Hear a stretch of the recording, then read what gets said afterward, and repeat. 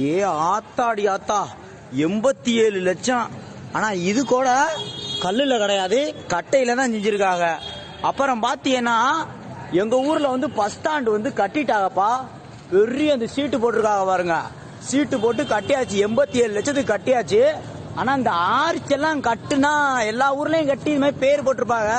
ஆனா ஆர்ச் எல்லாம் கட்டினா திடீர்னு சம்டைம்ஸ் இடிஞ்சு விழுந்துருந்துச்சுன்னா என்ன பண்றது அப்படின்னு இப்ப வந்து பதாகையிலே கட் அவுட்லே கலைஞர் நூற்றாண்டு விழா பேருந்து நிலையம் அப்படின்னு போட்டு 2 வாழை மரத்தை கட்டி இன்னைக்கு வந்து எங்க ஊர்ல வந்து கீரனூர் பேருந்து நிலையம் வந்து திறந்தாச்சு.